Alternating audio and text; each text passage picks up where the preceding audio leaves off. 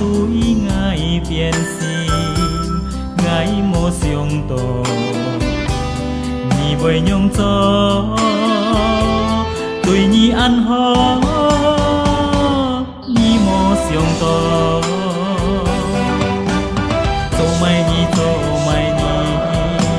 cho mày nhị ăn sát chín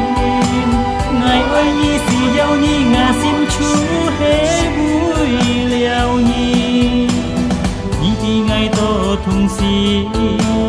cho mày na ăn mó liong xin ngài xiong xin ngơ gây ôi nhìn tuy ngài biến xin lì hàng ngài môi trái xiong nhị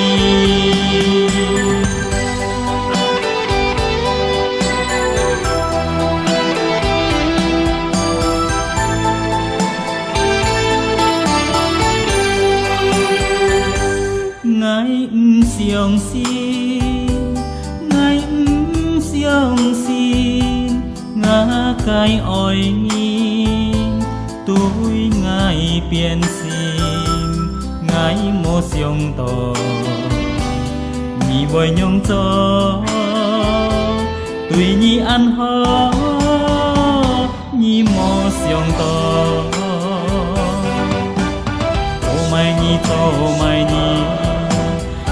mày nhị ăn sát xin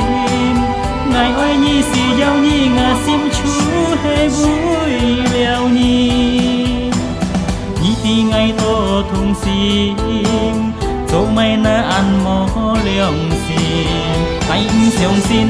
ngài xiong xin ngà gây ôi nhìn tuy ngài biến xin lì hà ngài môi trái xiong nhị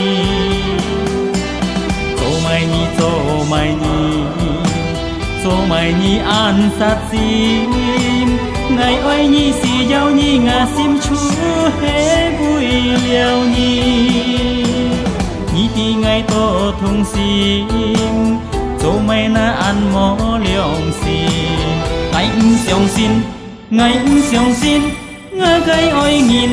tuy ngài biến xin lì hà ngài môi trái xiong